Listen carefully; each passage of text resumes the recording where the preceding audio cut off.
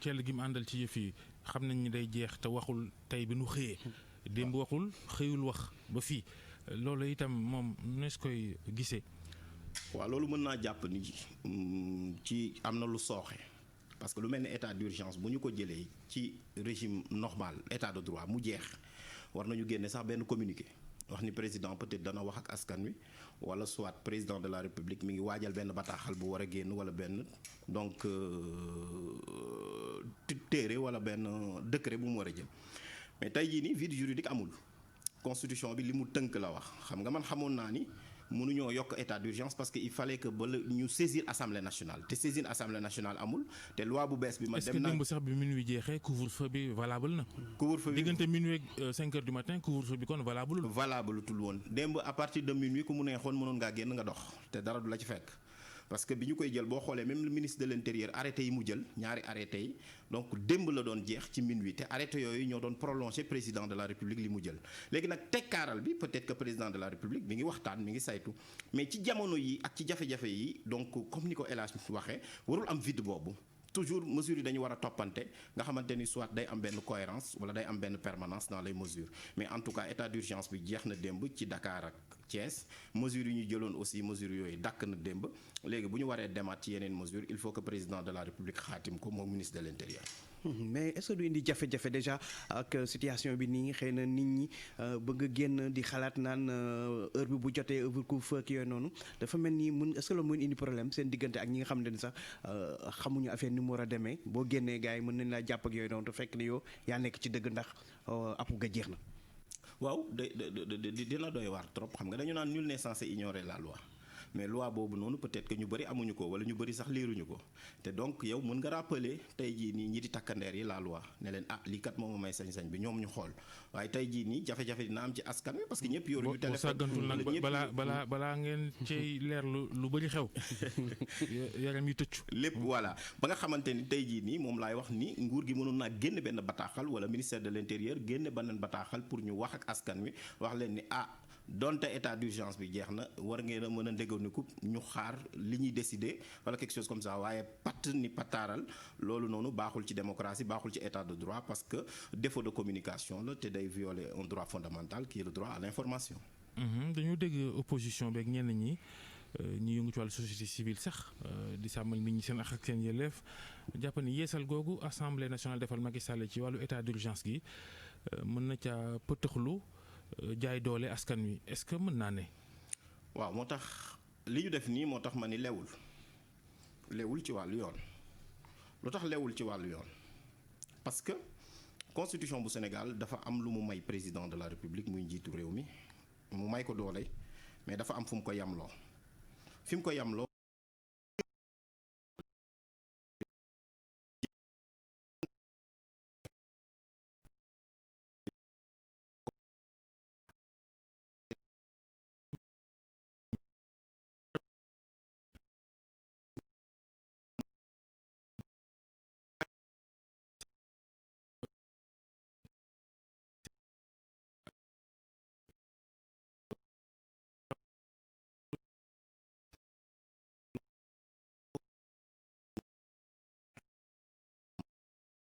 yeesal nañu fexe ba président de la république am lu bees maanaam xam nga loi bi état d'urgence sécuritaire rek la doon teg doonul teg état d'urgence sanitaire ak le régime des catastrophes donc loolu moo taxoon ba nga xam ni loi bi dañ ni loi bi dafa yàgg waroon nañ koo tëggaat dafa commencé woon na sax waaye xam nga constitution moom daf fi nekk moo tax lépp la prévoir moo tax mu prévoir les temps de crise léegi nag comme constitution bi prévoir na ko mooy constitution bi mënuñu koo jéggi parce que constitution bi day aar ñëpp même président de la république constitution bi da koy aar loolu moo tax ñu tegale ko noonu ça veut dire que mënuñu koo bàyyi moom rek muy dem parce que buy dem te amul ku ko contrôler baaxul ci moom baaxul ci askan wi looloo tax ba nga xamante ni yeesal gi baax na mais yeesal gi nañ ko jaaree moo baaxul parce que boo ñëwee fu mel ni Sénégal tey suñu état d'urgence bokkul ak bu France parce que France dafa nekk ci loi alors que ñun dañ koo jëmmal dabu def ko ci constitution kon ñun ñoo raw France parce que ñun dañoo jël pour protéger askan wi protéger njiitu réew mi protéger réew mi ba nga xamante ni état d'urgence moom Sénégal ci constitution bi dañ faa bind délai bi ba pare bind fa ñaari régime yooyu moo tax mënoo cee teg leneen loo ci bëgg a teg da nga war a jël benn loi boo xam ne da nga ko war a xaatim mais du dugg ci biir loi bi nga xam ne mooy appliquer état d'urgence d'ailleurs boo gisee article bi sax ni ñu ko bindee dañ ne la président de la république mun na bañ a décréter état d'urgence waaye mu jël mesure yëpp sañ-sañ yëpp ba dëxañ ci sax couvre-feu te loolu sax mënoon naa ñàkk parce que couvre-feu moom liberté d'aller et de venir les restreindre rek à certaines heures mën nañ ko jël ci benn gox mën nañ ko jox ci jël ci Sénégal gépp mën nañ ko jël sax en temps de crise même bu dara amul sax mën nañ ko jël mën na doon benn manifestation kon tëggin wi naam bu bees bi nit ñi rafetlu nañ ko man rafetlu woon nañ ko waaye jaarul yoon parce que méngoowul ak constitution bu Sénégal. léegi wàllum catastrophe bi ñu wax ci loi bu bees bi catastrophe lan la wundu juridiquement lan lañ ci mën a comprendre parce que boo nee catastrophe mooy jëy rek ban xeetu jëy la de réellement. waaw jërëjëf El Hadj loolu am na solo trop moo tax loi bi foofu aussi dafa sooxe naam dafa sooxe sax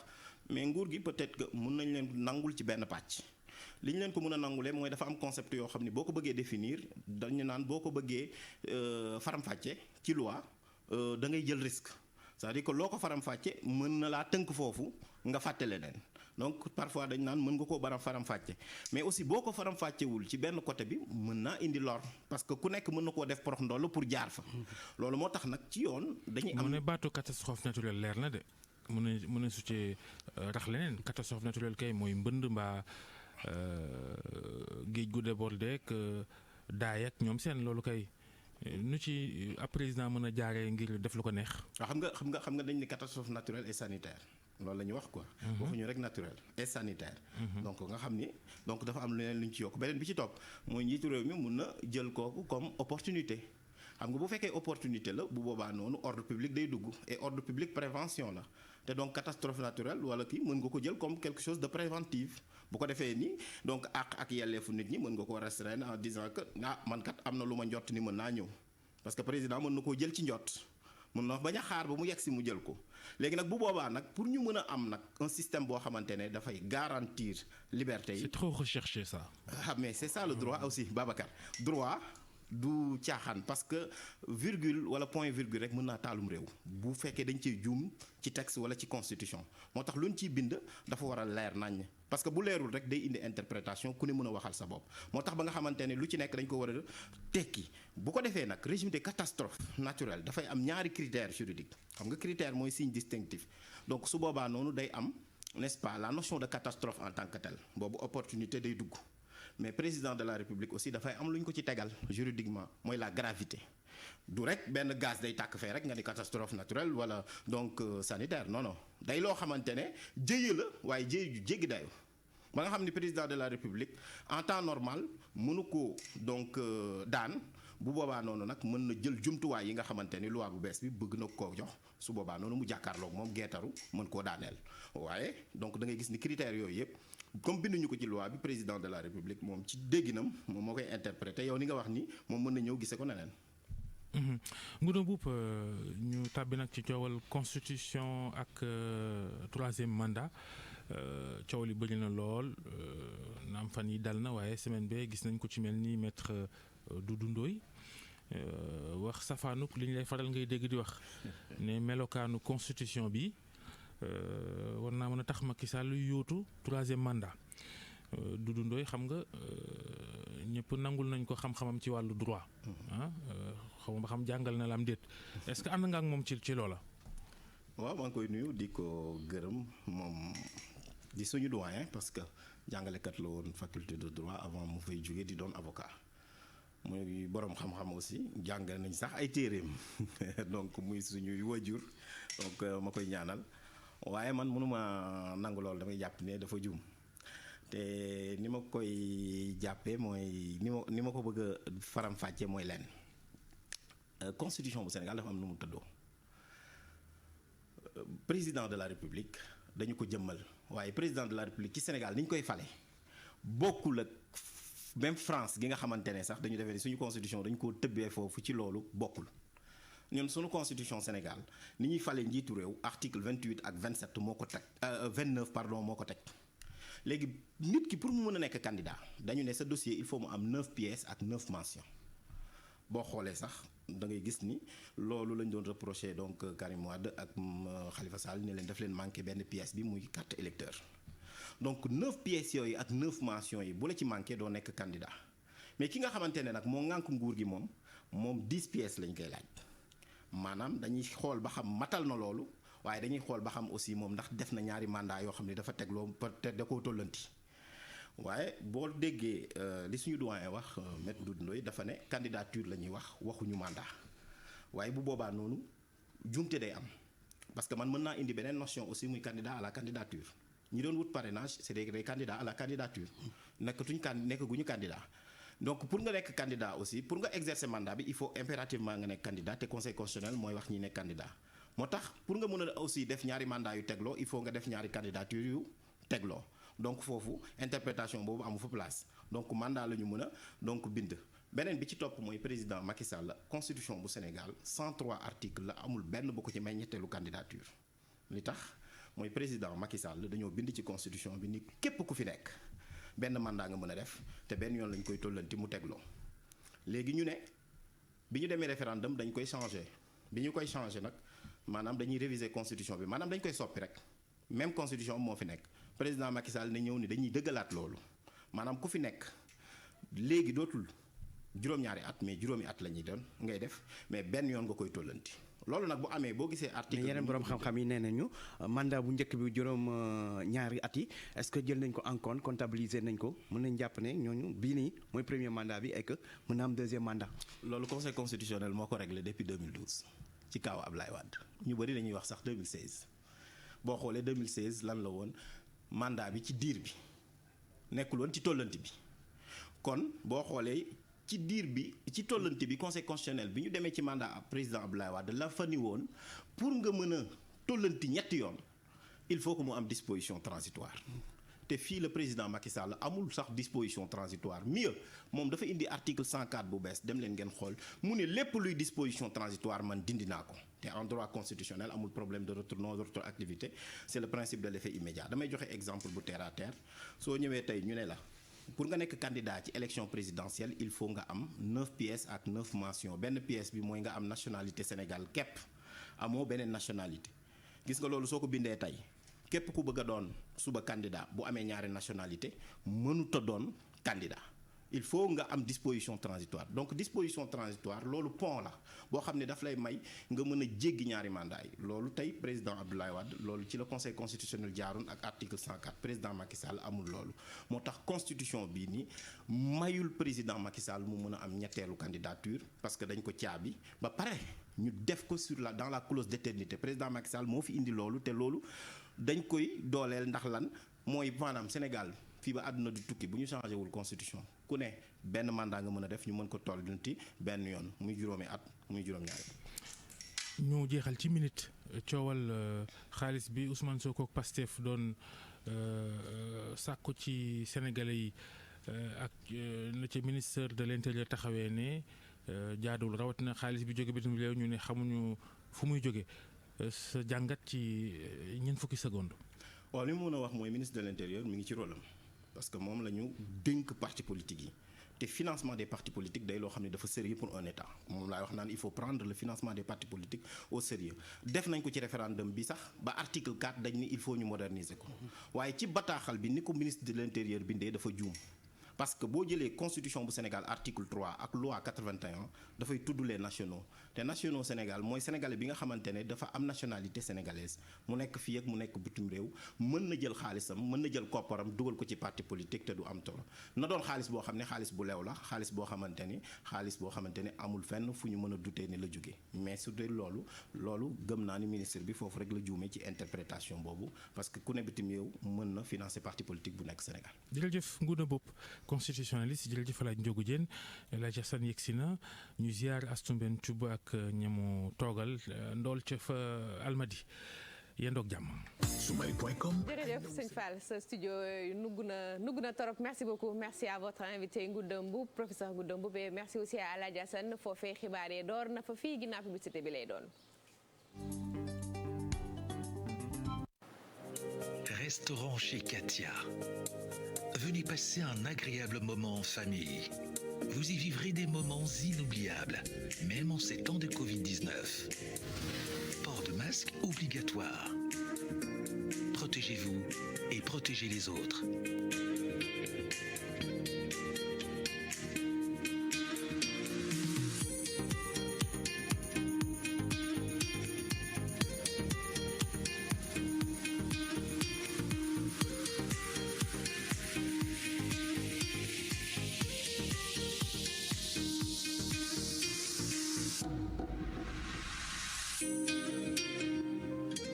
Gel hydroalcoolique à votre disposition. Mangez sainement. Vos menus en QR code.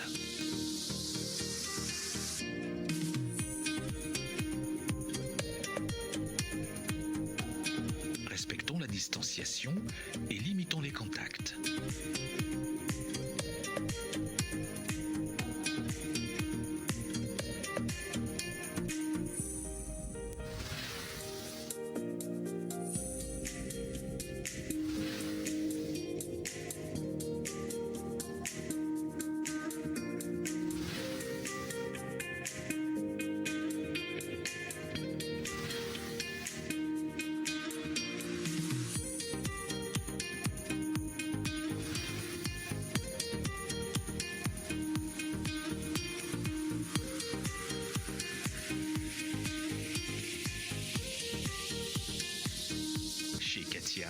C'est votre bien-être avant tout.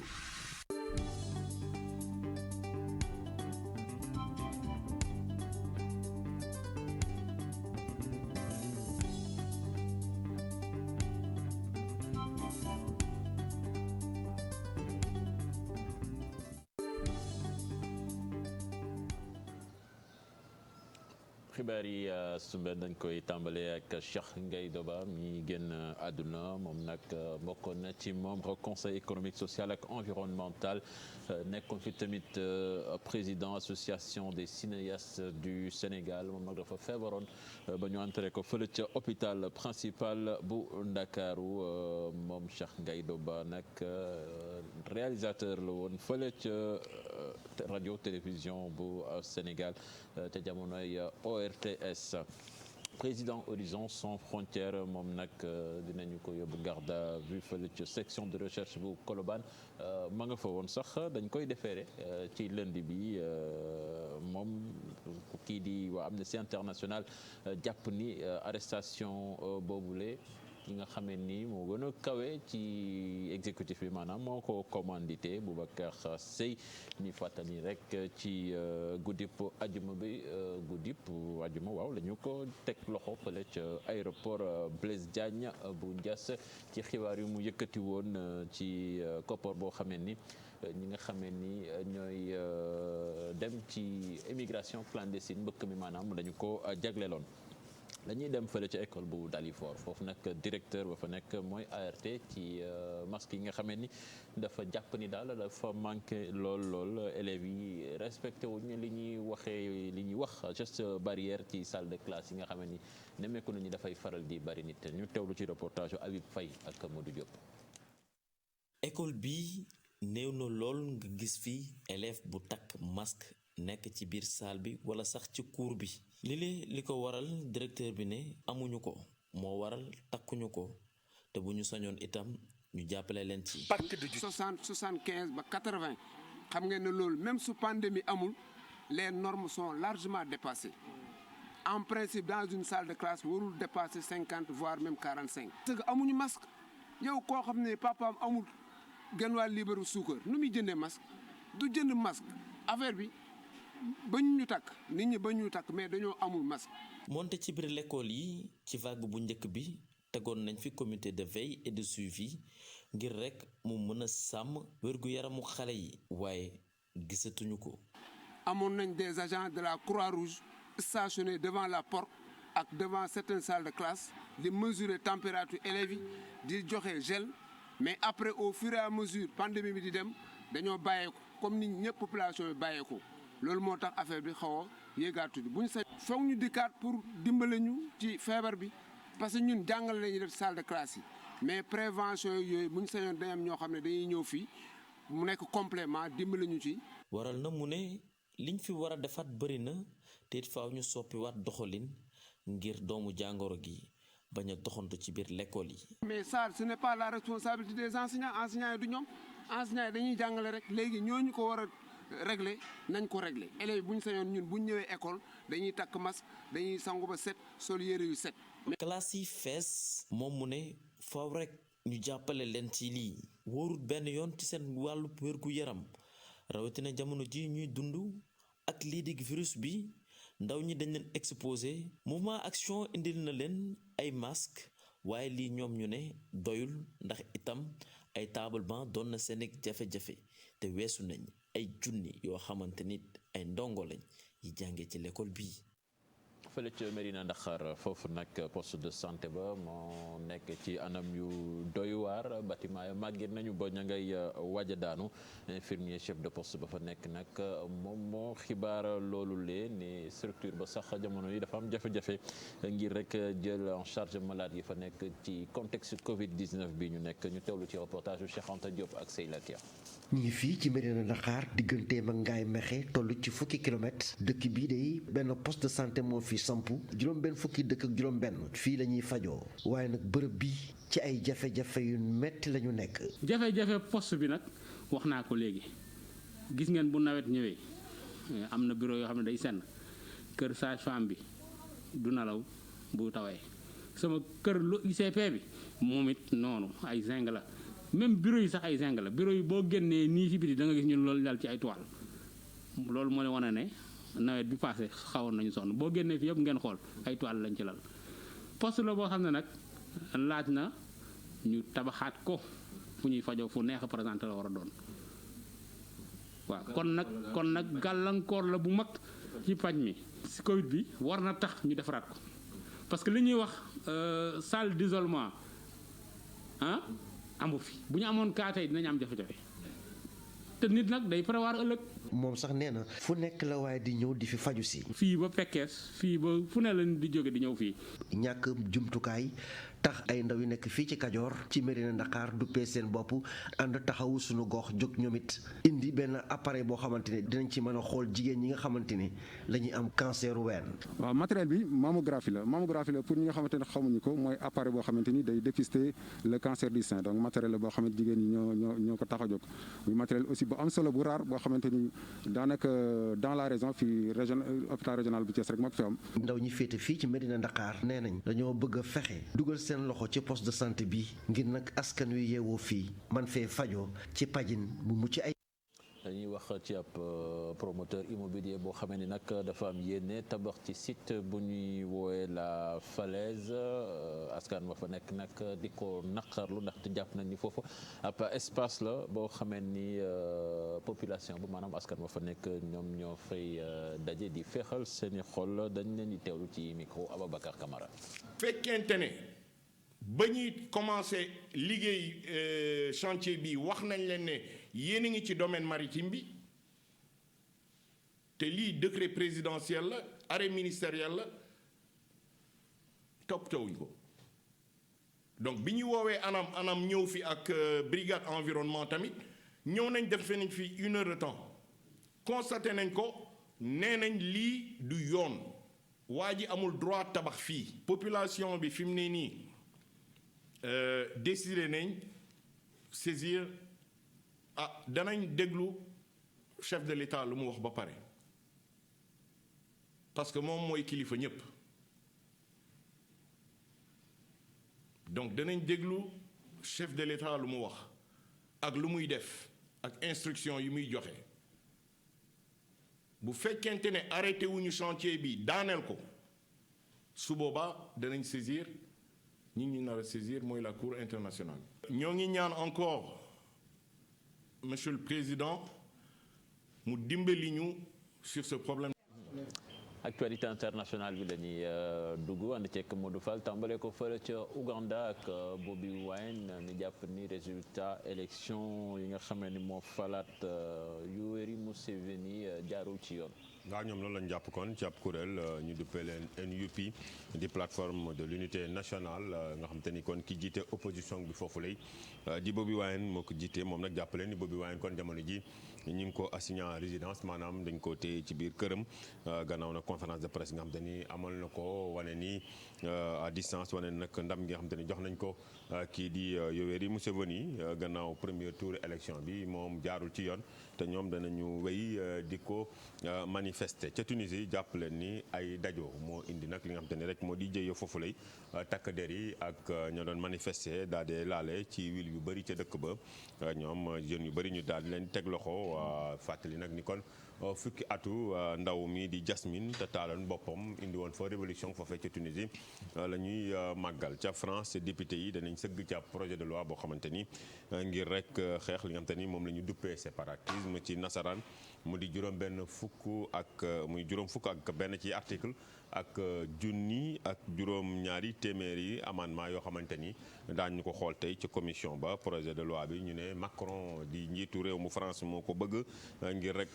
taxawal jëmmal li nga xamante ni moo di république foofu lay mu ne boobule projet de loi rek ñamuy cong mooy ñi nga xamante ni dañuy ñaawal deru islam ñu duppee leen islamisme radical ki nga xam ne di Jean Castex ci Afghanistan ñaari soxna lañ fa faat ñoom nag ay juge lañu ca Kaboul jamono ji nga xamante ni rek capitale ba kon ñu ngi fa nemmeeku ay attentat ciblé di ay ndel yoo xamante ni ñu ngi koy taal foofu lay ay weere ngi nii porte parole bu police xam ne ni kon ñaari soxna yooyee dañ leen a topp daal di kalaate ca la ñu ne woon seeni chauffeur moom mujj ci jëlee ay gaañu Russie ki nga xamante ni moo nekk kujju gu mat sëkk wane boppam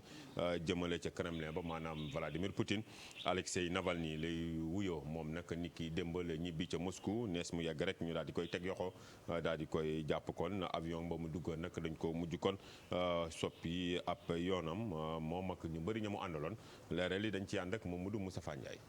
opposant bi di Alexei Navalny agsi na ci dibéer gi ca Moscou ñu mujj ko faa teg loxo gannaaw ba mu wàññee avion ba mu duggoon bari na ci ay ñooñam yoo xam ne ni jàppale nañ leen service pénitentiaire yi nga xam ne ñoo nekk fële ci Russe ñoom nag xamle woon nañu ne bu ñëwee rek daañu ko teg loxo gannaaw ba mu jógee fële ca Allemagne jàpp googu nag mi ngi am juróom-ñetti waxtu jàpp fukki minute ak ñaar mu yemook juróomi waxtu ci sunu heure avion boobu nag def na ñetti waxtu bàyyeekoo fële nga xam ne moo di ca Berlin mi ngi àndoon ak soxnaam doon feesal ñëw gu mu ñëwaat fële ca Russie doon xamle ne tamit amul dara loo xam ne nii mi ngi ko doon ragal police anti-émeute bi moom nag jàpp na lim bu am solo ndax mën nañ ne am na ñaar téeméeri nit yoo xam ne nii ña fa nekkoon doon ko xaar ñoom nag dañ leen tegaale loxo lim bi nag ñi nga xam ne ñoo ko confirmer rek moo di ONG bi nga xam ne mi ngi wuyoo ci turu OVD ñoom li ñu xamle mooy am na fanweeri nit ak juróom-ñaar yoo xam ne nii jàpp nañ leen tey jii ci dibéer gi. Mamadou Moustapha Ndiaye jërëjëf ci États-Unis jàpp leen ni kon investir Joe Biden démb gi nag moom bis la boo xam te ni ci ab tension la nekk foofee autorité américaine yi ñoom daal di ñëw kon taxaw samp li nga xam te ni moo di kaaraange gu mat sëkk ndaxte ay junni ñaan ak Donald Trump ñoo ne daa ñu manifester ci mboolem Capitole foofee ca États-Unis ñu tax nag ñu teg kaaraange gu am solo ngir Joe Biden rek mën a amal li nga xam te ni moo di investiture am fàttali ko ni ñoom ñooñu Donald Trump yooyee juróom-benn fan ci weeru janvier la ñu song Capitole ba juróomi nit mujj ci ñàkk seen i bakken Joe Biden nag ne moom rek kon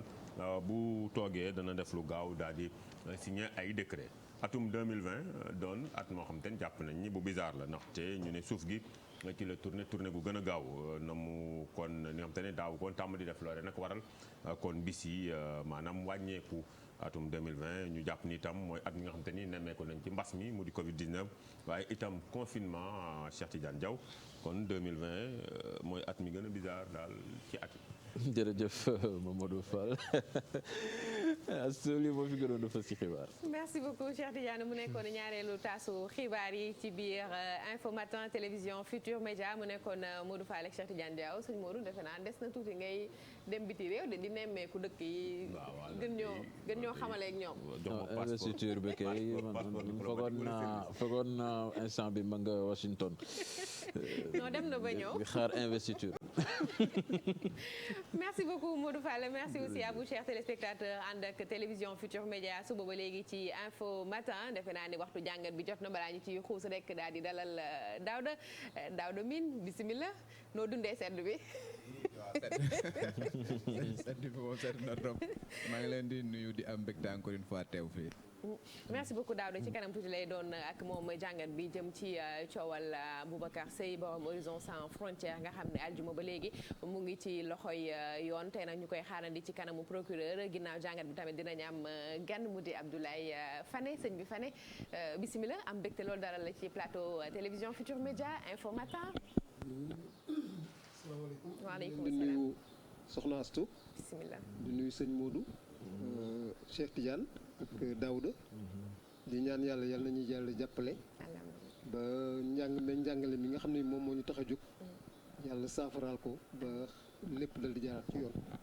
allahumma amiin mu nekk njëriñu askan wi njëriñu waajur yi waaye njëriñu ñi nga xamante ni tamit ñoom ñoo ŋànk réew mi ci kanam te dinañ ci xuus ak moom ci waxtaan wi rawatina jafe-jafe yi nga xam ne Covid jur na ko ci biir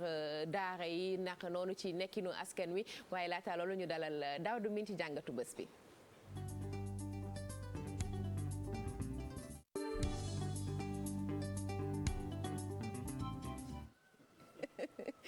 ayca sëriñ Cheikh bant baa ngoog ñu jox la nga jox Daouda. ñu ngi ko doon junj sànq sax ci xibaar yi tey ñuy waxtaan ci mbirum Boubacar Seye mi nga xamee ni yoon daf ko teg loxo ci guddi ajuma bi ñu génn fële ca aéroport bu Diass maanaam avant ñuy dugg ci suite judiciaire bi déjà Daouda nga wax ñu contexte mbir mi lan moo ko waral déjà ba ñu jàpp ko teg ko loxo. waaw jërëjëf Cheikh Tidiane li ñu jàpp mooy Boubacar Seye dafa am benn interview bu nga xamante ne da ko defoon ci l'Observateur ci interview contexte bi mu ko defee woon mooy bi nga xamante ne xale yi ñu ngi jël bateau yi di dem ci gaal ba ñu bëri génnoon ci àdduna mu ñu àddu ci loolu nag daal di ne am na 118 milliards yu nga xamante ne Union européenne jox na ko Sénégal pour xeex li nga xamante ne moom mooy nu mu tuddati mbëkk mi voilà. Mais état du Sénégal daf ko luubal ba waxoon ne sax moom am na ay preuve ci li muy wax yooyu yëpp bi mu koy wax nag boobu mi ngi ko fekk extérieur nekku fi woon ci la autorité yi nag daal di déclenché benn enquête déjà enquête bi benn pàcc bi dikk lañ ko joxoon benn bi ñu joxoon ko section de recherche ba section de recherche nag daal defoon lu ñuy woowee opposition de sortie du territoire national boo xoolee opposition boobu benn système la bu nga xam dafa am boo demee aéroport dafa am benn système bu tudd Sécuriport boobu nag ki nga xamante moom mooy police de l'air et des frontières moom moo koy gérer boobu nag dañ ciy lëkkaloog ñëpp ñi nga xamante ñooy force de sécurité ñi nga xamante ñoo nekk Sénégal ak ñi nga xamante sax ñoom ñooy Interpol la police internationale ku nga xamante dafa am mandat d'arrêt international wala mu nekk ku nga xamante ne dañ koy recherche au niveau du Sénégal dañ koy dugal ci système bi donc ce qui fait que booy ñëw rek day am benn alerte bu nga xamante moom moo leen di alerte ñëw ne kii kat mooy ki nga xamante dañ koy recherché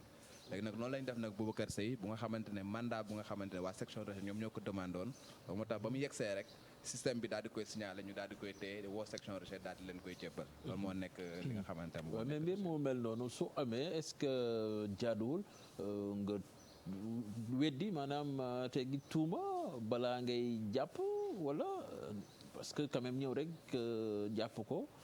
est-ce que du jaay doole quelque part aussi. waaw man nag wax dëgg yàlla man légaliste la mënu ma ko jàppee jaay doole parce que tey jii bu fekkee ne da nga def yenn déclaration yu nga xamante ne da nga ne dañu luubal 118 milliards bu nga xamante ne Union européenne moom moo ko joxee Union européenne kuréel la bu nga xam kuréel international bu yëkkati xaalisam jox ko état du Sénégal bu nga xamante ne dañuy xeex mbëkk mi yow bu fekkee ni yow luubal nga ko te mu nekk ay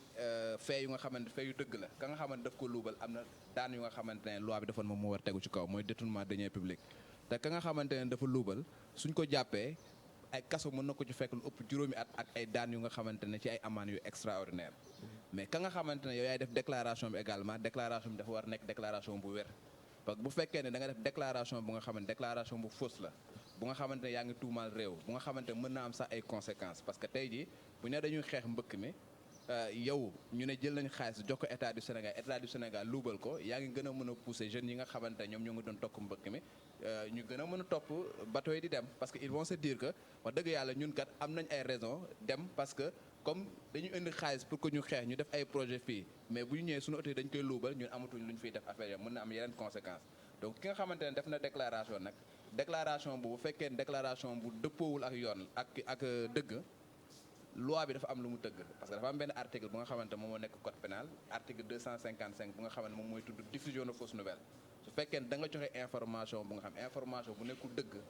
am na ay daan yu nga xamante ne code pénal da ko mais Daouda tey xëy na kàddu yi nga xamante ni si Boubacar Seye yëkkati na ko du kàddu guleet jëm ci mbëkk mi defe naa ne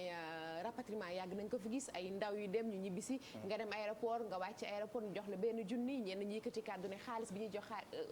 nguur yi fan la dugg aujourd'hui la question qui se pose xëy na Boubacar Seye ni mu ko waxee la xëy na ni mu ko avancé la mais aujourd'hui la question se pose xaalis bi nga xamante ni si moom la ñuy def ci wàllu mbëkk mi fan la dugg est-ce que tamit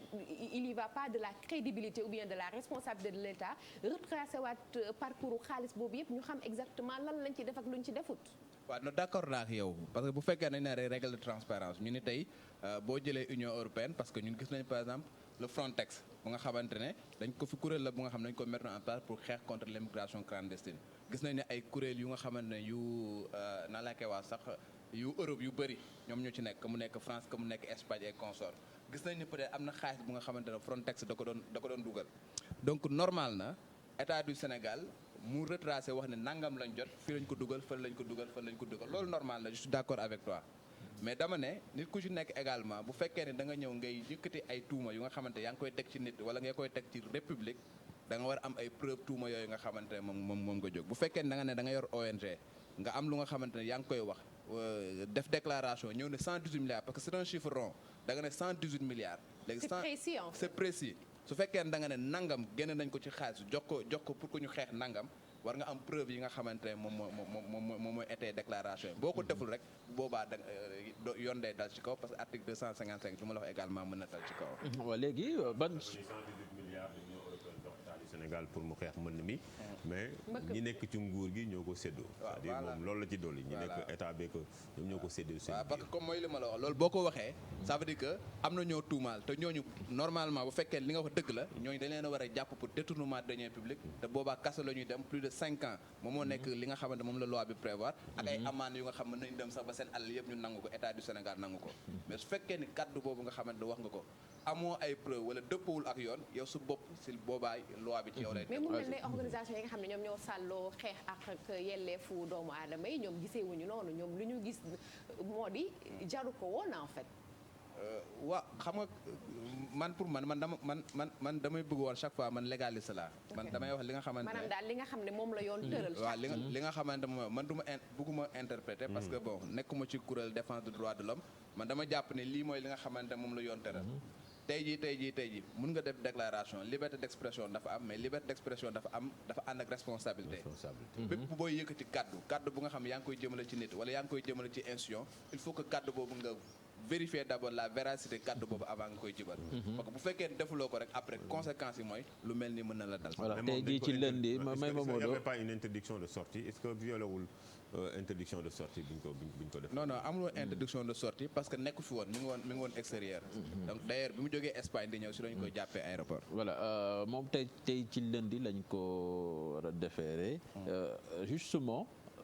lan moo ñuy xaar ci dossier bi est-ce que dañuy dem procès comme ça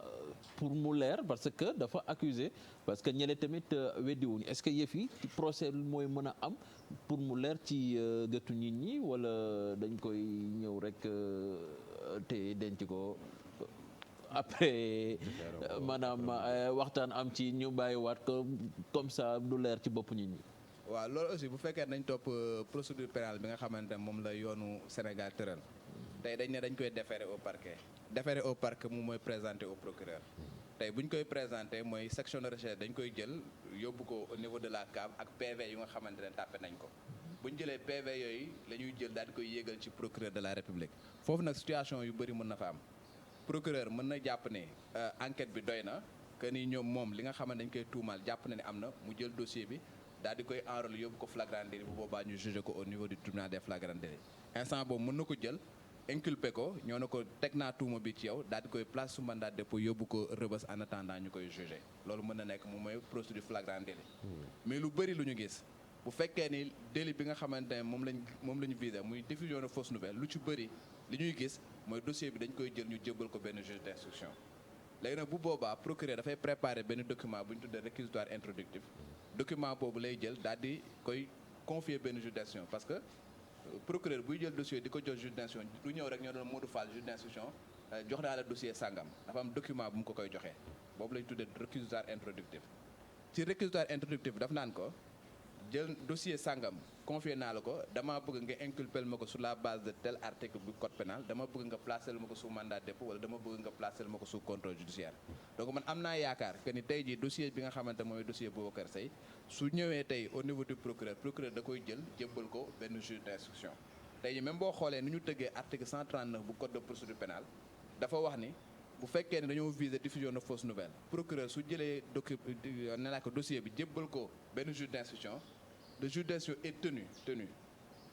obligation la est tenu de placer ki nga xamante ne moom lañ ko sous mandat de dépôt donc dama yaakaar que ni tey jii moom bu ñu ko defee rek pare soo moytuwul dina dem kaso avant ñu koy mais ngay jàngatee waxu avocat mi déjà rek tey jii ndax lire nañ ko ci presse bi ñu ne dafa am problème mu xel déjà loolu ban jàngat nga ci am mais déjà ñu ne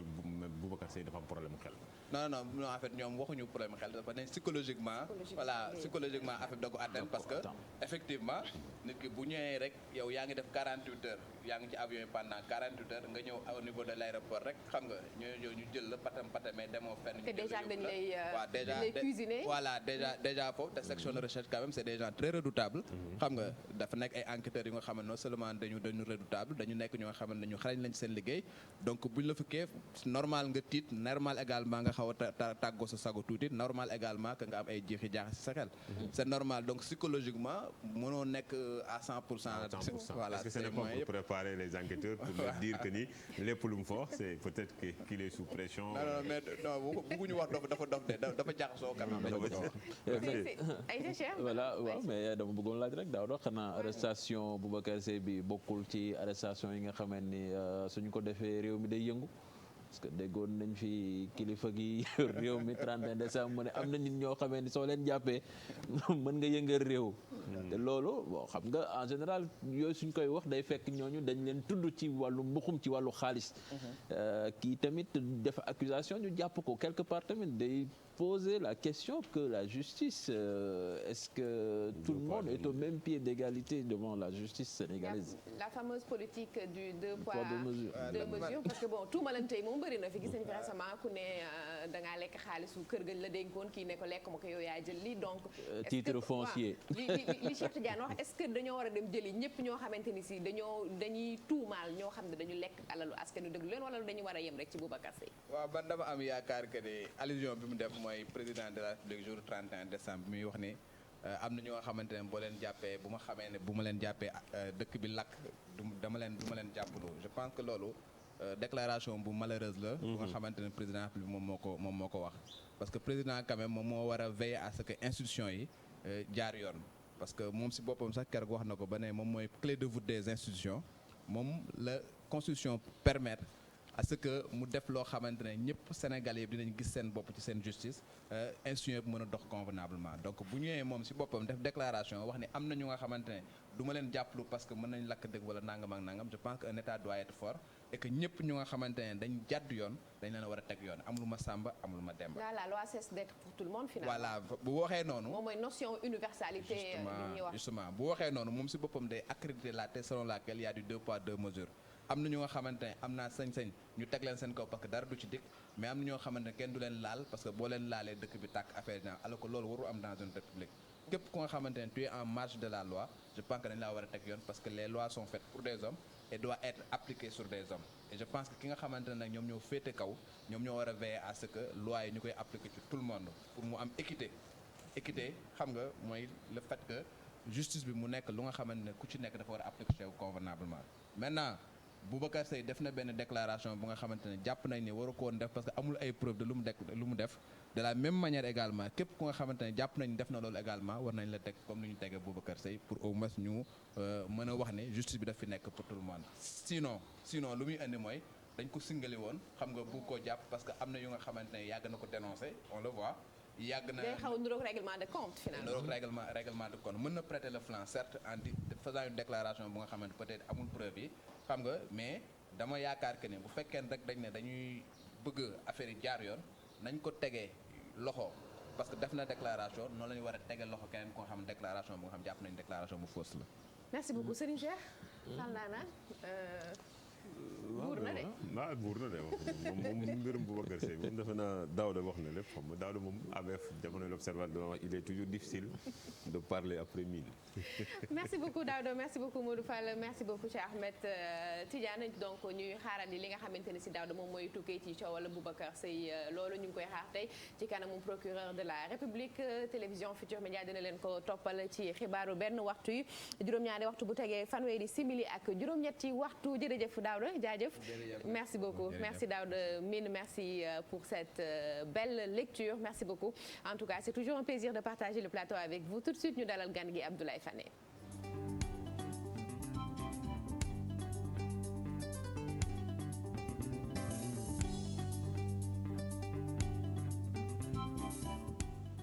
mu ngoog Serigne Cheikh comme grand bourba nekk fi dañ lay jox lenge yi rek ngay séddale. le deuxième marabout. waaw présenté nga ko sànq. le deuxième marabout ou le seul marabout finalement. le deuxième après qui. non après c'est le grand bourba. yow kon yow exclure nga sa bopp yow doo marabout. non moi je suis un chambellan. maanaam bëkk néeg.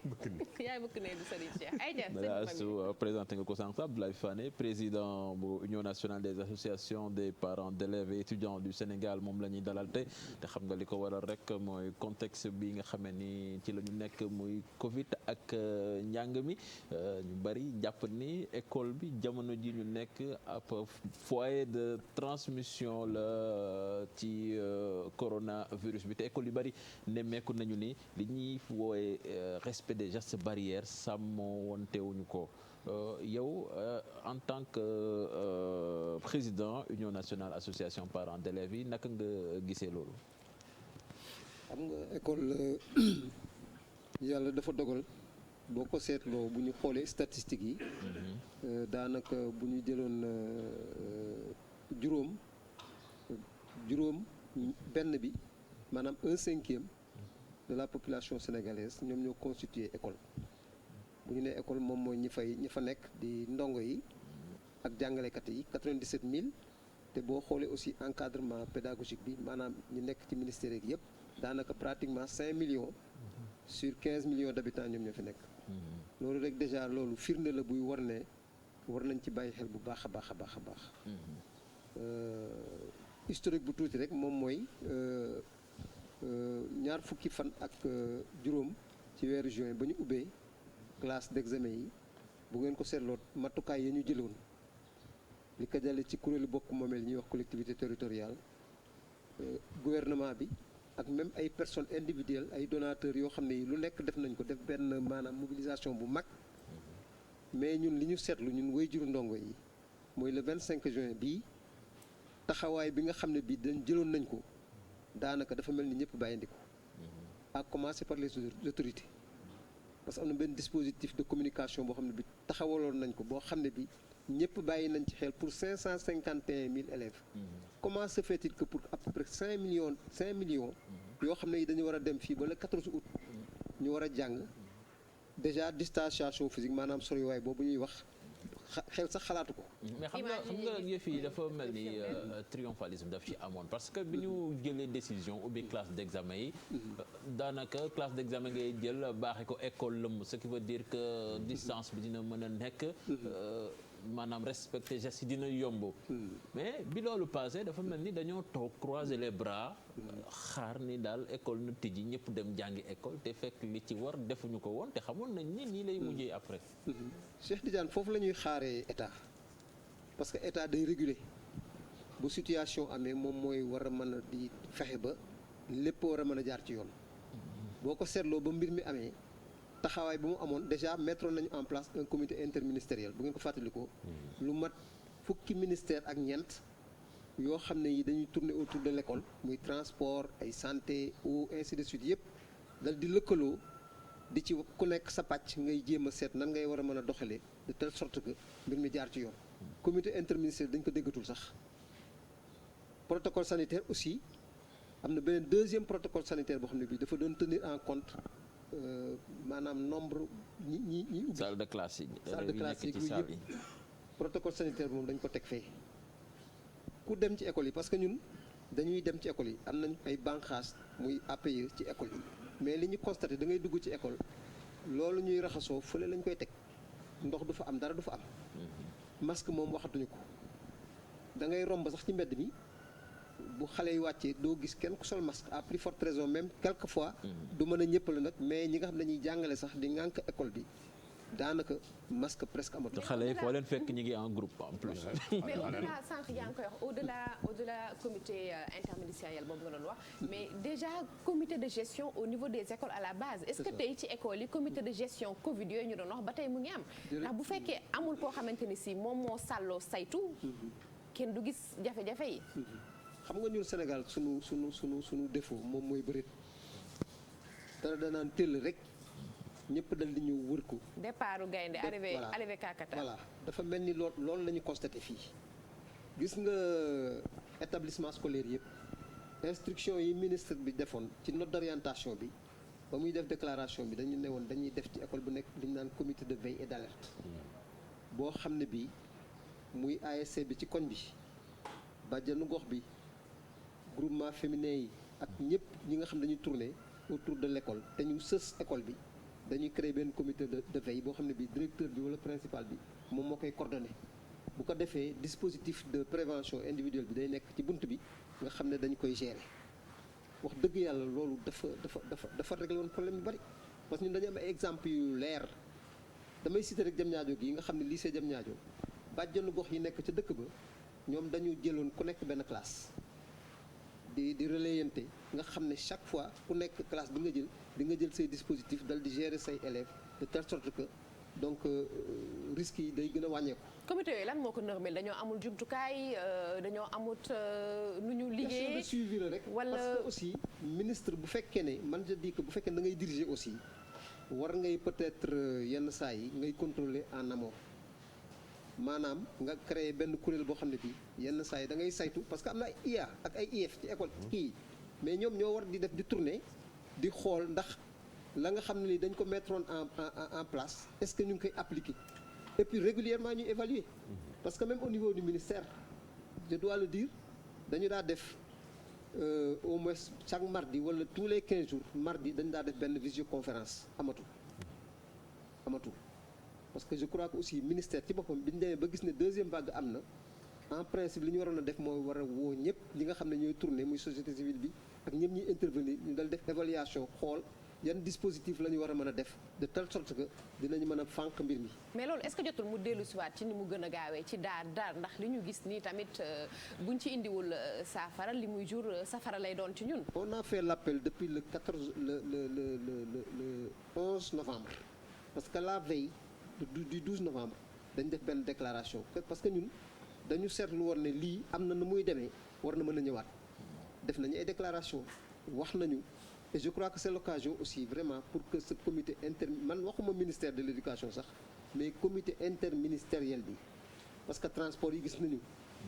nit ñi ni ñuy tàncaloo ainsi de suite donc comité interministériel boobu ñu créé woon nañ ko réactiver bu ko defee ñu mën a au moins dal di acteurs yi ñu mën a tourner autour de l'école ñu jéem a seet yan dispositif la ñu war a jël rapidement ndaxte bu fekkee ne lii defuñu ci kii gis nga xale yi te ñëpp xam nañ ko pour la plupart ay cas asymptomatiques lañu ñoom mën nañu porter feebar bi te peut-être ànd ak wér-gu-yaram physiquement te ñun ñi nga xam ne ñun ñooy genre troisième âge yi am na ñuy demee ñu dal di koy wasaare ci biir kër yi te bu boobaa aussi wax dëgg yàlla mën na créer ay yoo xam ne yi dina daanaka handicapé année bi déjà handicap bi moom mooy gap bi parce que xoolal daanaka presque toog nañ 9 mois classe intermédiaire jànguñu ñun ñu au moment où ñun ñu ngi jéem a seet pour jéem a régler lii il s'y ajoute que quand même lii am na nu muy demee mën tëjaat école bi et am na leneen loo xam ne ñu bari percevoir ñu ko moom mooy grève yi parce que ñëpp xam nañ ne enseignants yi depuis longtemps ñu ngi commencé di daas fanaanal mais doyen dafa lu ma jaaxal mooy école yi xawma transparence amu ci quand même ci gestion Covid parce que cas yi ñuy dégg ci dëkk bi yëpp c'est sûr que ñooñu ñëpp seen kër yi am nañu ay élèves te ña ngay jàngi mais doo rarement ngay dégg ñu ne la école bi tëj nañ ko élèves yi confiné nañu leen wax nañ leen dañu toog te loolu lu war a am la te en plus autorités yi gérer yenn écoles yi sax suñu leen joxoñee ci loolu sax dañ koy def xulu mer te je pense que état d'esprit bu mel noonu quand même jëmalewul yëf yi kanam. dañu war a leeral ne aussi xam nga éducation ak santé compétence transférée parce que collectivité territoriale am nañ ci taxawaay boo xam ne bi dafa war a tar parce que loolu daf koy kii te moom li nga ko waxee effectivement gestion bi dafa xaw a kii ak reddition de compte bi ñuy wax parce que moom laa wax sànq war nañuy def chaque semaine au moins ñu dal di woo waxuma sax au niveau national même inspection d'académie ak IEF yi war nañuy def régulièrement ay réunion te yooyu yëpp amoon na mais dañu constater que ni relâchement bi c'est total. tey bu fekkee tey relâchement bi c'est total nemmeeku nga ko xëy na ministère yi li ñu doon def defatuñ ko taxawaayu wéjur yi tey wéjur yi lan moo war a doon seen taxawaay du moment que dégg nañ fi ñaari école yoo xam ne presse bañ koy génnee ni tey jii ay cas confirmé ñu ngi fa mu di Jean Mermoz ak Jeanne d'Arc tey jii lan moo war a doon taxawaayu parents d'élèves non ñun on avait pris au mot le ministre parce que premier protocole ba mu waxoon ba mu koy commenté lu leer la wax dafa ne woon ne fépp fu ñu dem fu ñu fa gisul dispositif de prévention boo xam ne bii newu fa même flash kii comment dirais-je thermoflash bu fa amul dañ ko tëj ce qui veut dire que bu fekkoon nañ ko prendre au mot wala moom ci boppam mu prendre au mot li mu wax respecté ko tey 90% des écoles dañ koy tëj léegi nag situation bi ni mu demee nii li ci am solo rek moom mooy ñu dal di remobiliser wu war ñun nag parents yi ñun am nañ ci benn kii parce que ñun mën nañu def lu dul ay déclaration di informer suñuy base di leen wax aussi nañ jël yenn dispositifs yi fépp fu ñu gis foo xam ne fii wax dëgg yàlla sooxee boo xam ne bii mën na indi ay risques ñun li ñuy demander mooy ku nekk na téye doomam ñun dañ koy yàgg a wax d'ailleurs je me rappelle premier discours bi ñu njëkk a def bi mbas mi demee ba am yenn jéggi dayoo ba ñu dañuy ubbi le 2 juin dañuy waxoon ne parent bu nekk bu demee na jël doomam yóbbu ko jeudi ba vendredi bu gisee loo xam ne li xelam dayu ko war na mu dal di jël doomam téye ko en attendant par rapport ak ministre bi li mu waxoon ne bu dispositif bi matul nañu tëj école bi. tey Aïcha Daouda bismillah Aïcha. góor gi foofu dégg nañ ay autorités ku mel ne par exemple Modou Diagne Fada dégg nañ ko démb ci grand jury bu RFM buy wax ne pour sauver même xale yi il faut que ñu tëj école yi pendant au moins 3 semaines le temps que mbas mi wàññeeku lan moo ci seen xalaat yéen. waaw kooku xam nga moom ku nekk ak sa domaine je crois que peut-être daf ko wax noonu mais xam nga nit ki aussi booy wax dara dafa am foo koy teg fu leer. parce que quand même je crois que ministère de la santé ak ministère de l'éducation am na benn kuréel boo xam ne bi ñu ngi ciy waxtaan te am na ay indicateurs yoo xam ne bu ñu fa demee ba dal di fay toll war nañu mën a kii peut-être comme déclaration bi ñu wax loolu la xalaat waaye nag je crois que. kon les indicateurs ne sont pas pour le moment au rouge comme ni ñu koy waxee les indicateurs. waaw considéré que ne li ñu gis. bu fekkee ne les indicateurs sont au rouge ils sont au rouge pour tout le pays parce que aussi nañu wax ne aussi. li tax école moom moo demee noonu parce que ku nekk sa doom dafa am loo xam dafa lu mu représenté ci yow la waaye nag actuellement au moment où nous parlons les indicateurs ne sont pas au rouge am na nag ñoo xam ne ñii nag ñoom bon c'est des catastrophistes quoi maanaam lu ne teel rek ñu ne nañu ne nii nañuy def ndànk ñi nga xam ne ñii ñoom ñooy am élément d'information yi yëpp bu ñu ko rassemblé ba pare leer na ne bés bu ñu toogee comme nañ ko defee woon dinañ am na nu muy demee bu fekkee ne dafa yegg te on ne le souhaite pas mën nañu peut-être vraiment suspendre cours yi. Voilà. Mais xëy na balaa ñu yegg ci suspension cours yooyu saafara bi est-ce que du li nga wax sànq ñu jógaat dispositif bi nga xamante ni si moom la ñu tegoon ci ndoxteel lu ñu def suñu kéemtalaay kàttan ba matale ko ndax xam nañ ne école bi tëj bi li mu mën a jur gis nañ déjà conséquences yi nga xamante ni si juróon na ko fi xale yi di passé ay moyenne 4 moyenne 4,50 loolu mu am loo xamante ni si accumulé nañ ko xëy na ci ay manqué mais bu nekkee dañu nar a demaat loolu musiba mabba kumba mu mag la dana nekk pour le système éducatif sénégalais et pour combien d'années encore conséquences yi ci kanam la jëm. loolu am xam nga dégâts collatéraux yi dañu bari déjà les écoles privées am na ko wax sànq. c'est sûr que leer na ne bu fekkee ne tëjaat na encore école privée yi ndegam question problème bi ñuy vivre actuellement évacué ñu ko sax day leneen da ciy teguwaat bu boobaa mu gën a indi beneen problème donc li ñuy demander moom mooy structure yi nga xam dañ leen créé woon nañ leen réactiver bu ñu leen réactiver ñu war a mën a toog même aussi bu ñu nee dañuy réactiver aussi moom mooy le suivi des monitoring yi nga xam ne yi daal dafa amoon à l'époque te docteur Cheikh Kanté doon ko gérer parce que leer na ne même bu fekkoon ne peut-être affaire bi tendance baissière am na c'est sûr que syndicats yi dañuy jëlaat mbir mi dal di koy delluwaat rek. waaw mais déjà techniquement pour jéem a suux ci respect gestes barrières yi ci salle de classe yi est-ce que actuellement mën nañu séparer élèves yi séparer groupe yi parce que classe boo xamee ni day def 70 élèves 80 élèves quand même pour nga respecter fa gestes barrières day jafe est-ce que mën nañu dem ba commencer système double flux bi fi amoon maanaam jël benn moitié tas leen ci classe bi ñu def beneen moitié bi nga andi leen ngoon parce que suñ deful loolu est-ce que dinañ ci génn. mais loolu mënul am parce que déjà nombre de classes yi mateelawul foo xam ne fii dinañ mën a def parce que peut-être avantage bi ñu amoon mooy bii passe avec les 551 000 élèves daanaka da ngay mënoon lañ leen tas en classe de 20 à 25 mais actuellement leer na ne ku xool configuration wu réew mi leer na ne pratiquement classe bu nekk moom lu mu néew benn banc peut-être dina def kii ñun kay li ñuy proposer moom mooy ñu dal def benn genre cours comme kii journée continue parce que problème bi mooy les mardis et les jeudis les élèves dañuy obligé di delluwaat classe am na nu muy demee ñu def de telle sorte que peut-être bu cours yi commencé à 9h mën na dem ba ay 15h bu ko defee xale bi bu wàccee rek war a mën a ñibbi. directement. je crois que loolu dina war a mën a. foofu concentration bi risque bi yow foog ni fa lay gën a élevé. dina war a mën a amoindrir. kii bi ba pare enseignants yi ils se sont organisés parce que même am na nu muy demee même ñi nga xam ne ñu nekk en récréation dinañ ko mën a wàññi de telle sorte que peut-être di dem di ñëwaat bi aussi may indi ay problème léegi may gël sama laaj foofu foogoon ni fa la risque yi di gën a élevé parce que 9h 15h ci benn salle de classe mu am une forte concentration boo xam te ni xëy na virus bi xale bi mën na ko jëlee seen kër indi ko ci école bi mu gën a propagé wu foogoon ni journée continue boobu facteur à risque la mais man je suis convaincu que xale bi mu dal nekk ci école bi bu amee un dispositif de prévention bu nekk ci biir école bi je crois que moom moo gën ñu dal di koy kii muy dem di ñëwaat parce que risques yi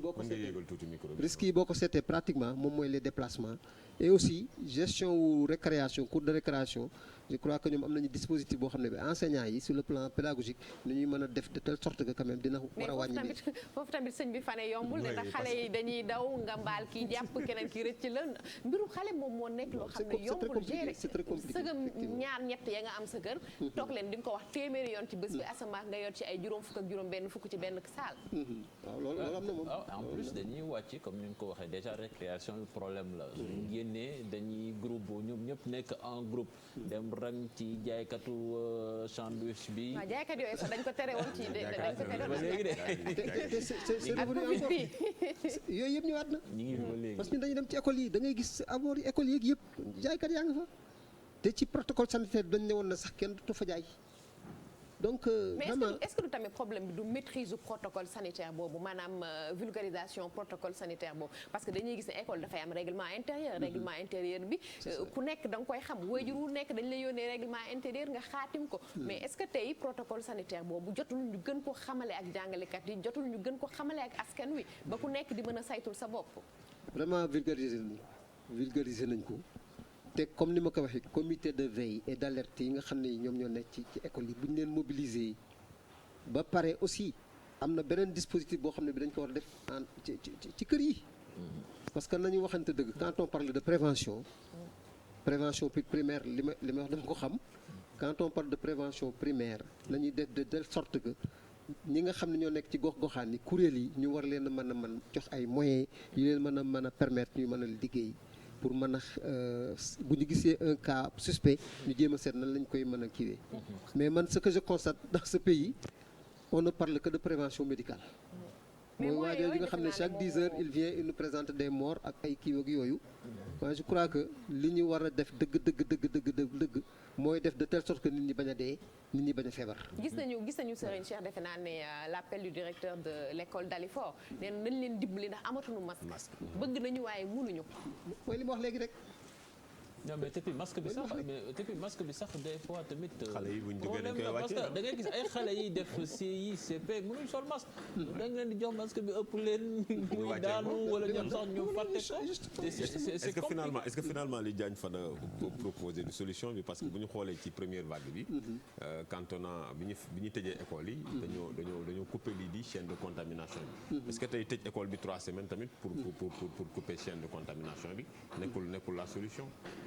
je ne pense pas. mais bu ñu dellu si waatee tamit respecté wuñu les mesures barrières. voilà tamit c'est ça xam nga mesures barrières yi voilà. fondamentaux yi moom mooy mesures barrières yi. voilà doyen li ngay gérer tamit étudiants yi tamit ci la ñu bokk te université tamit dégguñu ko benn yoon ci mbirum Covid bi rarement ngay dégg ni am na cas université te la fa nekk ci doomu aadama yëpp kenn xamul nu mu toll. est-ce que foofu déjà ci biir enceinte bi étudiants yi dañuy dundee ña ngay respecté ña ngay sàmmonteeg gestes barrières yooyu. waaw xam nga ñooñu ay mag la ñu daanaka xam nga danger bi dëgg ci classe tout tànk yi. bon au niveau des étudiants c'est sûr que moom mën na am. bi doy na waa mais reportage yi ma jot a dégg rajo Futurs Médias. ñu si bëri dañ naa la non takkuma masque bon ñenn ñi la d'accord takk naa ñenn ñi ci biir amphi bi la su ma génnee amphi bi la bon. gis nga soxna Astou man je dis que peut-être ñi tout tànk ñi nga xam ne ngi ci préscolaire élémentaire peut-être que ñooñu sax mën nañu gën a am taxawaay ci ñoom mais wax dëgg yàlla ñu ay mag lañu et c'est un problème de responsabilité individuelle. il faut que nit ñi aussi dal di jël seen matukaay mu leer na yow mag nga am na yenn yoo xam ne bien que nag am na ñu bari ñoo xam ne ñi ba tey au moment où nous parlons am na ñoo xam ne gëmuñu sax ne coronavirus am na ci réew mi da nga koy dégg mais nag un étudiant quand même war na mën a jël matukaay war na mën a dem sax ba doon vecteur d'information ci quartier am ak ci koñam d'ailleurs vous vous rappelez le projet des 100 000 étudiants là yi nga xam ne bon dañ doon wàcc ci koñ yi di dal di def yëpp boo ko seetloo ñooñu aussi dafa mel ni piqûre bi daal ñëpp la dal ñooñu aussi ils sont complètement domibolisés kenn gisuñu leen ñun suñu quartier yi ñu dëkk suñu quartier populaire là da nga daa gis tous les étudiants pendant qu'ils étaient en vacances dañ daa dajale sol ay dossard di dugg di kër di sensibiliser tailleur nekk ca koñ ya di defar ay masques di joxe mais dafa mel ni daal dañu xëy rek alors tout kii boobu chaîne boobu dafa romb. ay mag lañ mais est-ce que ci conditions yi ñu nekk mën nañ leen permettre. ñu respecter mesures barrières yi distanciation sociale parce que Cheikh mu ngi la koy wax léegi. nee na promiscuité bi ñëpp xam nañ ne chambre étudiants yi nu ñuy mel ñaata nit a ciy nekk est-ce que bu fekkee conditions yi dajawul dinañ mën a respecter mesures barrières yi. xam nga promiscuité bi déjà dafa commencé sax boo ko seetloo ci dispositif bi ñu def xam nga au début dañu doon jël di internet tous les cas dugal leen ci forme kii yeeg yëpp. ñu dal di dawal ba si yàgg ñu dal di ne léegi na nit ñi toog seen kër ñu leen di faj déjà ñun xam nañu suñu dëkkuwaay ni ñu dëkkoo kan la ñu war a mën a isoler ci benn kër fii ce qui veut dire que cas yi nga xam ne yëpp c'est des cas communautaires ni ñu multiplier wu ci kër yi la te nit ki day dem ba am fu mu toll ba loo fa la ba desul lu dul dee ñu tëgg soog a indi mu dal di fóot moom mu indi les cas mais est-ce que tey loolu dafay firndeel ne nguur gi tamit ci wàllam dafa xaw a xoox ndax ata ngi nii ñuy dund jafe-jafe est-ce que du nguur gi tamit dafa am benn dafa sonn gafa gi rës na li mu mënoon mënatu ko loolu tamit xam nga fii bari na fii ay mais il y a beaucoup de centres yoo xam ne war na mën a accueillir ay nit bari na fi y a pas que les centres qui mais am na fi ay internat am na fi ay stade am na fi ay centre d'hébergement ay écoles yoo xam ne héberger yooyu war na mën a am mais waaye hébergement boobu am na lu mu àndal na ndax nit ki boo ko héberger boo xëyee di nga ko jox mu lekk di nga ko jox mu naan te bul xam lim ba ñaata la personnel santé bi ñoom ñoo ne 1000 milliards a ngi 1000 yi jeex na mili est-ce que naaf saa yu ca première vague ba. waaw loolu moom seen wàll la ñoom en tant qu'autorité yi décidé ñoom de toutes les façons nañ jël dispositif yi mais nag wax dëgg yàlla man dispositif bi ma gis nga xam ne bii ku feebar léegi sa kër ngay tëdd je crois que déjà loolu rek mën na doon chaîne de transmission bi ci kër bi te loolu moom moo indi cas communautaire yi gën a augmenté ba actuellement ils ont des difficultés même pour prendre en charge. différents écoles privées parents d'élèves fu mu mujjee. bon ñu ngi ciy liggéey ñun dañ ciy wax lu ax parce que ñun dañuy intervenir particulièrement ci école publique yi mais comme ñun école privée yi parents d'élèves suñuy doomu bàyyi lañu ñu ngi def ay dispositifs bind nañu rencontre nañu ay autorités au plus haut niveau on a rencontré le président Moustapha Niasse discuter nañu ba actuellement dossier bi mu ngi au niveau de la présidence et on pense que peut-être que dina war a mën a am quand même jeexital ndaxte lii brèche la boo xam ne bi buñ ko bàyyee it nañu waxante dëgg ëllëg si biir problème mën na am ci école privée yi ñu engouffré wu ci te ñun li ñu ci gën a di ci gën a doy waar mooy école publique yi ngay wax yi ñu xam ne comme ni ñu koy waxee elles ont pignon sur rue yi nga xam ne ñoom ñoo gën a am ay moyens ay ressources ñoom ñooy nekk di chantage di def arnaque au niveau des parents d'élèves et ça véritablement en tant que patriote ñun duñ ko accepté. donc ñu ngi am yaakaar ne daal dina saafara. laataa ñu dem allo présidence rek ci coowal Diary Sow gune googu nga xamante ni dafa dem France réer te nekkoon meilleur élève bu Sénégal ci ñaari at yi ñu génn quand même lu ñuy naqaru la te suñu sañoon am système éducatif boo xamee ne suñu crack yi dinañ fi mën a yeggale seen i njàng. waaw loolu xam nga déjà faay la parce que moi je dis que on a la maison de Mariama Ba. mais après c'est au niveau secondaire mais war nañu mën a créer au niveau du Sénégal ay institutions de qualité yoo xam ne yi xale bi jaratul muy dem bitim réew di jàngi parce que lui le grand bon c'est bien ainsi de suite waaye nag nañu fexe ba lii ay failles yuy wane peut-être insuffisance yi suñu dispositif scolaire et universitaire par rapport ak Diary Sow comme ni nga ko waxee suñu doom la c'est malheureux que situation bi demee ñun ñu ngi ciy def li ñu ciy war a def parce que déjà la fédération des conseils de parents d'élèves de France ay partenaires lañu on travaille ensemble et aussi comme ni ñu koy kiiwee informé nañu leen seen comité départementaux yi aussi ñu mën a relayer information bi pour di def recherche comme ni ñu koy kiiwee ndaxte on a en perspective defuñu publicité peut-être en perspective on a la création de l'international des parents d'élèves te congrès constitutif bi incha allah ñaar fukki fan ak juróom-ñaar ci weeru mars bi la fii ci Dakar 21 pays nous ont fait confiance pour ñu dal di koy installer fii te yooyu yëpp ay chantier la yoo xam ne yi war na mën a permettre parents d'élèves bi nga xam ne bi dafa nekk fii doomam war a jàng bitim réew am na nu muy demee bu lëkkaloog ak parents d'élèves bi nga xam ne bi mu ngi nekk bu bitim réew ñoom ñuy mën a jéem a au moins di gérer xale yi héberger leen wala même bu ñu def seen grande sortie yooyu comme nañ ko daa defee les week-ends ñuy war a mën a dem ci benn famille d'accueil sénégalaise te yooyu yëpp ay waxtaan la ay dispositifs yoo xam ne bu ñu ko créé mais jël xale bi rek mu dal di nekk dans une chambre seul stressé xamul Paris ainsi de suite yooyu aussi dafay indi ay jafe-jafe de telle sorte que am na mu génn rek de l'encadrement et aussi les ambassades c'est une question à se poser est-ce que au niveau des ambassades il y a un dispositif sur le plan scolaire boo xam ne dafay prendre en charge di encadrer xale yi di leen suivre ci seen sortie ainsi de suite. dafa mel ni à un moment donné ils parce que sont yooyu laissés à eux-mêmes. yëpp ay insuffisances yu commencé feeñ la.